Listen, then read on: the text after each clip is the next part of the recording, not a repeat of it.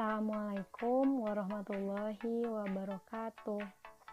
Baiklah anak-anak, hari ini kami dengan anggota kelompok teks laporan percobaan atas nama Ulan Oktaviani, Ulfa Fauziah, dan Vira Agustin akan membahas sebuah materi. Mengenai apa? Apakah kalian tahu? Ya benar, kita akan belajar memproduksi teks laporan percobaan. Sudah tahu apa itu teks laporan percobaan? Nah, sebelum kita memulai pembelajaran, sebaiknya kita membaca basmalah terlebih dahulu ya. Mari baca bersama. Bismillahirrahmanirrahim. Baik, kita lanjutkan ya anak-anak. Gimana? Sudah siap untuk belajar belum? Harusnya sudah ya. Dan jika sudah semangatnya dipertahankan ya sampai di akhir pembelajaran. Dan jangan lupa ucapkan kepada diri sendiri kalimat ini. Silahkan dibaca ya. Ayo kita baca bersama. Aku pasti bisa memproduksi teks laporan percobaan. Anak-anak tahu nggak itu fungsinya kita membaca itu? Itu adalah sebagai motivasi kita agar sampai di akhir pembelajaran kita dapat menerima apa saja yang sudah disampaikan oleh guru di depan pada layar yang sudah tertera.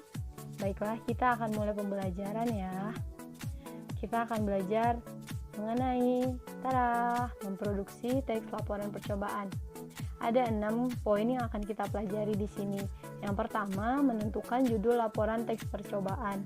Yang kedua, menetapkan tujuan penulisan teks laporan percobaan. Yang ketiga, menentukan alat dan teks percobaan.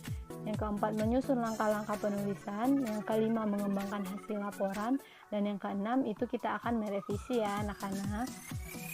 Oke, kita bahas poin 1 ya, yaitu menentukan judul. Dalam sebuah teks laporan percobaan, tentu kita harus menentukan judul ya. Dalam judul merupakan identitas bagi suatu teks. Dalam pengaplikasiannya, judul dituliskan dalam bentuk frase, bukan kalimat ya anak-anak. Dalam memilih judul laporan percobaan, maka kita harus mengetahui dan memikirkan terlebih dahulu percobaan apa yang akan kita lakukan. Nah, sekarang kita lanjut kepada poin kedua, yaitu menetapkan tujuan. Dalam menetapkan tujuan pembelajaran, teks laporan bertujuan untuk menyampaikan hasil percobaan yang dilakukan dengan hasil yang sebenarnya dalam artian apa adanya. Selain daripada itu, tujuan dari teks laporan percobaan itu meringkas data yang telah kita buat. Yang ketiga, kita akan membahas mengenai alat dan bahan. Dalam pembuatan teks laporan percobaan, diperlukannya media pendukung seperti alat dan bahan yang akan digunakan dalam teks laporan percobaan. Contohnya nih, kita membuat pot bunga dari botol bekas.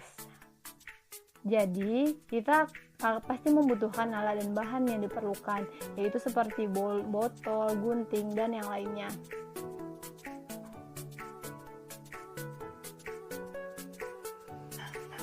Selanjutnya kita akan belajar mengenai langkah-langkah penulisan teks laporan percobaan. Yang pertama, kita harus membuat judul. Kedua, menyusun kalimat pembuka dan menyusun isi. Yang ketiga, menyusun kalimat penutup. Yang keempat, merangkai meninjau kembali hasil laporan. Dan yang terakhir, melakukan penyuntingan ya. Dan terakhir, kita mempelajari mengenai merevisi teks laporan percobaan. Sebenarnya apa sih yang dinamakan dengan revisi?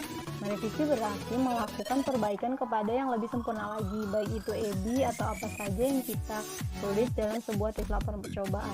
Nah, bagaimana? Sudah cukup paham bukan?